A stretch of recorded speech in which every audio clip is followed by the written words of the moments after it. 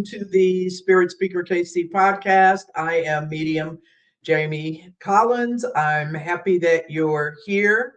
Thanks for tuning in. I'd love for you to go to my YouTube channel, at Spirit Speaker KC, and subscribe, interact, say hi. If there's any topics or anything that you would like me to talk about, people you would like me to talk to or guests to have on, please don't hesitate to let me know. Sometimes it's hard trying to think up episodes of what to have on, so any input is welcome. Today I thought I would kind of keep it short and sweet, a little bit about what I want to call mediumship myths. You know, I think there are a lot of myths about mediumship, and I'm just going to talk about a few of them. I know there could be a lot more out there, but these are just some I thought of when I was brainstorming about this today. Or, you know, what are some misconceptions or some myths about mediumship? And so I thought that I would bring those up.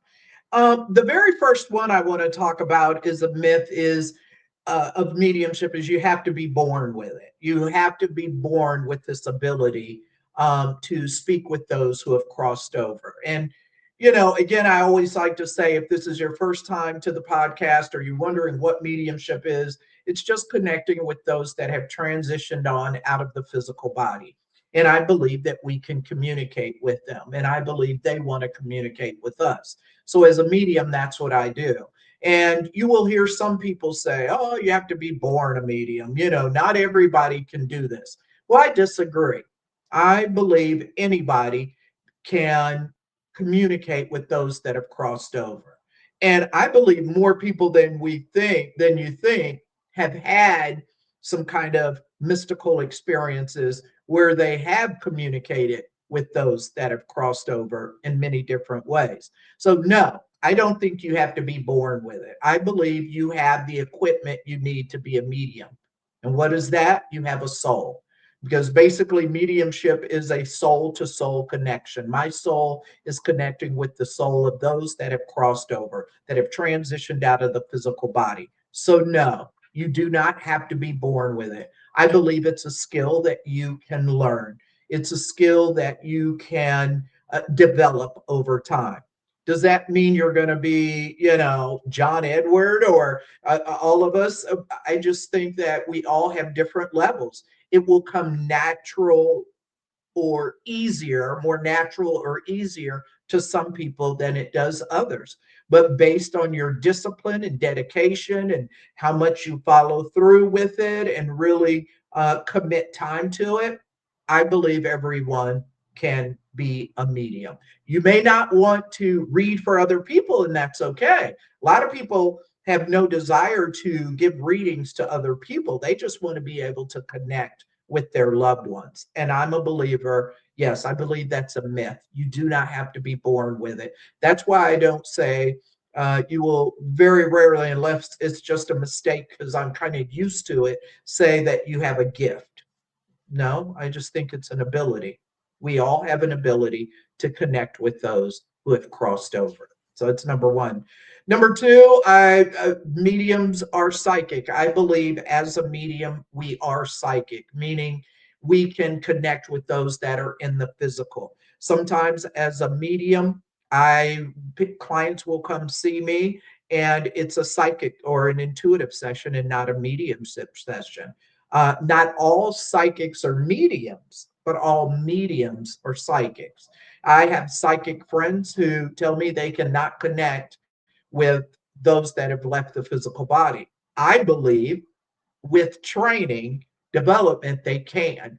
And I still disagree with them a little bit because I still believe some psychics are connecting with those on the other side, even if they don't realize it. But I also believe that mediums are psychic. So yes, not a myth is not all psychics are mediums, and I do believe mediums are psychic. Another one is uh, that a lot of times I'll get people, you know, even if I'm talking to people in passing or people at work or people I talk to about being a medium, they believe we know everything about them. Oh no, Jamie, I don't want to read it. I don't want to get a reading with you because you know you're going to tell me things about myself or things I don't want to hear, or it might scare me. Like I'm walking around like I know everything about people. And I'll jokingly say to people, "You're not that interesting. Why would I want to know everything about you?" But it's like, no, it's a myth. Mediums do not know everything about you. That's just impossible.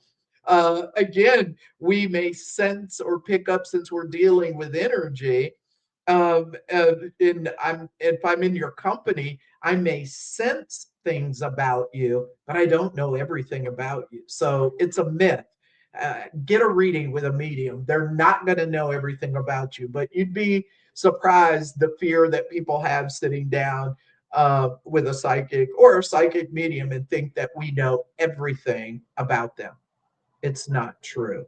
And like I said, I like sometimes just to make up things when people think um, we know everything about them, and I'll just blurt something out that's crazy, like, yeah, last year you were in jail for 2 weeks, but we don't know everything about people. That's a myth, but you'd really, really be surprised at how many people think that.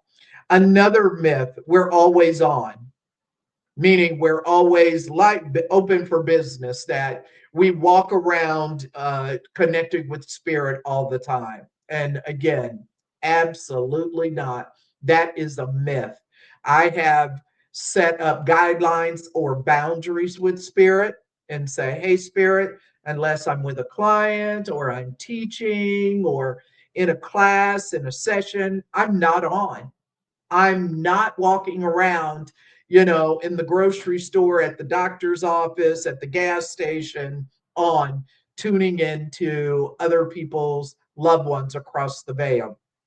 We are not always on. I feel sorry for anybody. In fact, I don't even know if it's possible. To be very honest, I don't know if you could be tuned into spirit 100% of the time. I don't think it's possible. You're a physical, you're human. We're spirit. We're spirit. I truly believe we are spirit. We have a soul, but I don't believe you can be on all the time and always connecting with spirit. It's just impossible. So no, we're not always on. I'm not always connecting with spirit. I'm not in the grocery store walking by someone and sensing their loved ones. I don't. In fact, my rule with spirit is, when I'm working, I'm on the light. I switch on that light and says I'm open for business. The only thing I've ever said to spirit is, if I am in a doctor's office, grocery store, wherever, and there's a message, it's like, this is a must, that a message needs to be delivered. I will do that for spirit. I will do that for spirit. And truthfully, that I can remember, I've done that one time, and it was at work at a previous job that I had, one time.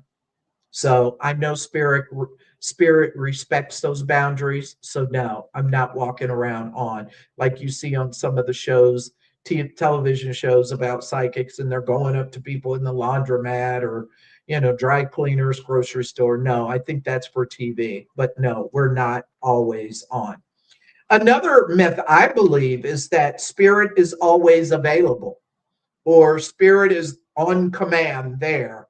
you know Again, depending on your belief system, I don't think we can just dial 1-800 spirit, 1-800 heaven, and call on spirit. I don't think we're at the beck and call of spirit. I believe our loved ones across the veil have lives of their own. They're doing things over there. They may be working and healing and gaining knowledge and soul involvement and all of these other things that they're doing on the other side. But I don't think that we can just command spirit to be there.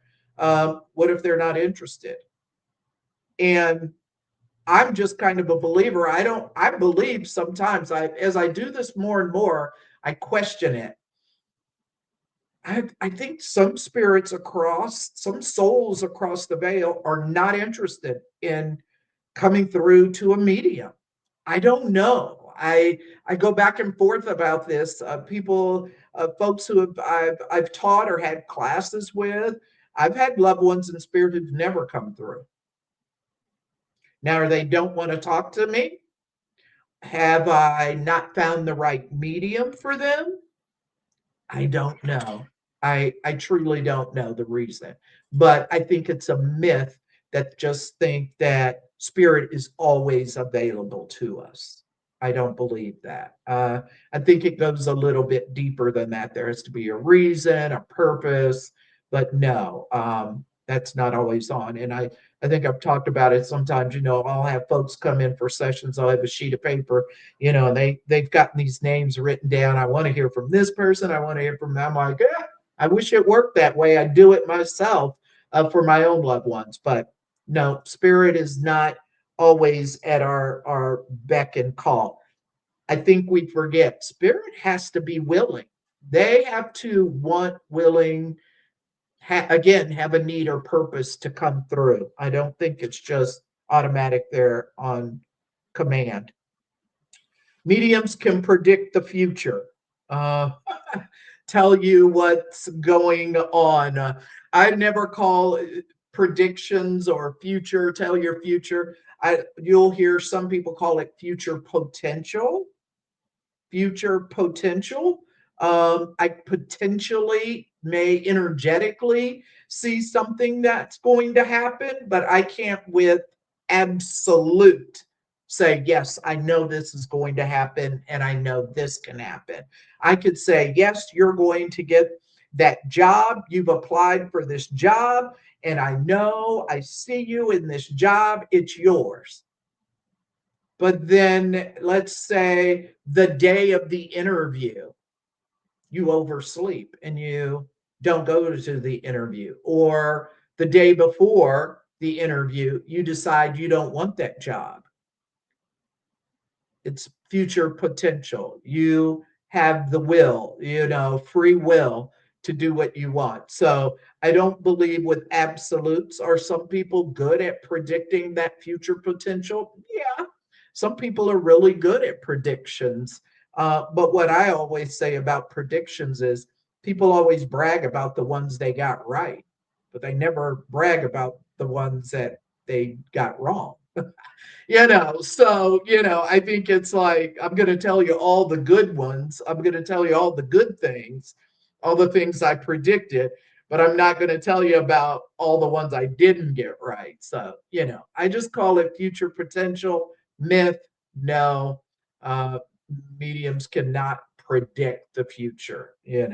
So maybe if I've done something, it's really one of those things where I don't intentionally do it. Again, I'm reading the energy of that future potential, and I might be, oh, you'll be pregnant by next July, and then you send me an email and you got pregnant in May. It's one of those things that you just never know. And only thing that kind of crosses my mind, I once remember I had a client. I said, I saw them RVing. They were RVing and traveling, and they were in the Southwest, like Arizona or Nevada or New Mexico, something like that. I don't even know why I said it, to be honest. I saw the future potential. And I'll never believe that. I couldn't believe when that client reached out to me like 3 years later saying, Jamie, you'll never guess what I'm doing and where I'm at. And they were RVing in the Southwest. I can't remember specifically what state. I'm like, you've got to be kidding. That was like 3 years ago. So, maybe I got one out of 100 right, but that future potential, if anyone says they can predict the future, 100% wrong. It's crazy. So no, it doesn't work that way. That's a myth. Another one that you will hear different folks talk about is I think is a mediumship myth is protection. You must have protection. That whole thought of I've got to protect myself in white light. I've got to call in Archangel Michael, and I've got to call in all my ancestors and please protect me. Now, I might offend some people. Um, I never do anything with protection.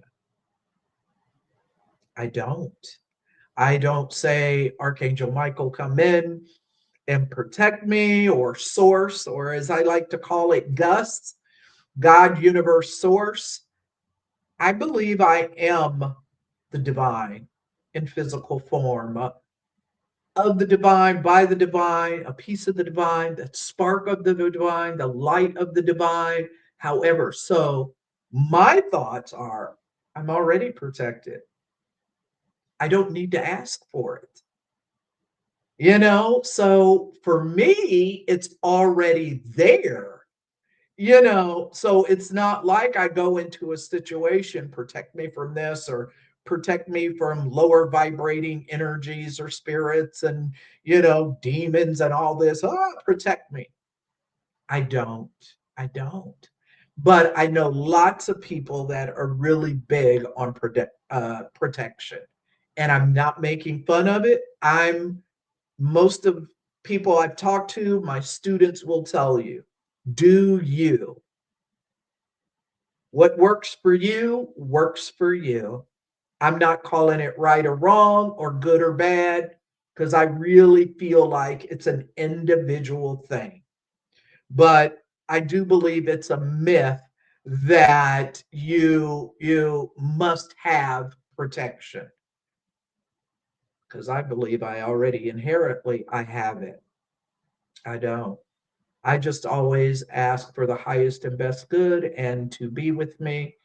And I'll never forget, I had a teacher, mentor years ago that gave us an example in class and says, okay, where you're sitting, I want you to put protection up all around you. However you visualize it, whether you have bricks all around you or I've heard of gatekeepers, and I don't even, gatekeepers are just that, gatekeepers that keep certain people out, all of that stuff. So again, not making fun of it, just talking about how there are different ideas and beliefs out there. And so this teacher said, picture protection. Uh, and so now then she was like, okay, now ask spirit to come in, to come close.